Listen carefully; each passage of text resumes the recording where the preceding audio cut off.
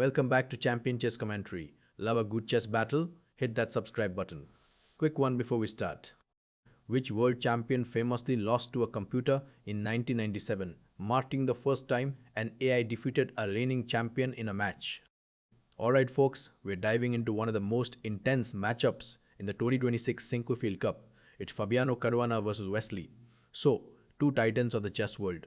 We're joining this game in the heat of battle right at the critical moment. The board's a battlefield with each side vying for dominance. Pieces are scattered, kings are tucked away, but tensions are sky high.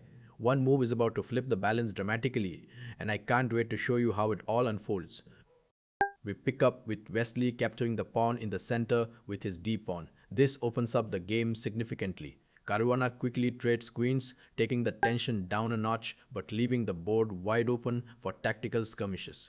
Both players are clearly aiming for control of the center and preparing for the endgame.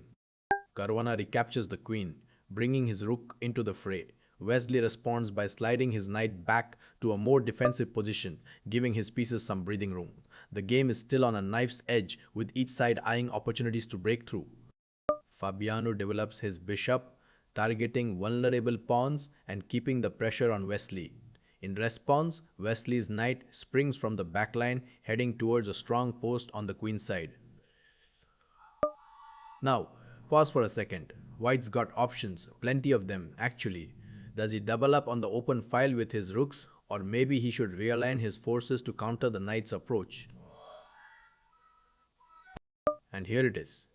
Caruana plays the rook to b1. At first glance, it looks straightforward enough. Just a rook move, right? But this move is bubbling with hidden potential. By placing the rook here, Caruana is directly challenging the knight's new station on b3. It's a quiet move that screams for attention, threatening to reclaim control over the b file and preparing to harass the black pieces further. The idea is simple yet profound. Caruana sets up a chain reaction that pressures Wesley into making less than optimal trades.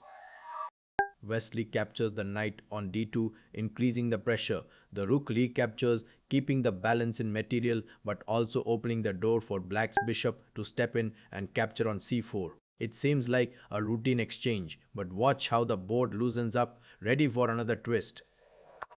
With both bishops gone from c4, the game enters a new phase. The lines are open and the tension is palpable.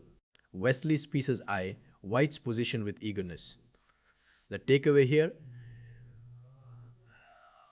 A single move, like the rook shift to b1, can alter the dynamics so profoundly. It's a reminder that chess is as much about the subtleties as it is about the overt attacks. So did you get it right? Garry Kasparov lost to IBM's Deep Blue. Thanks so much for watching, and I'll catch you in the next game.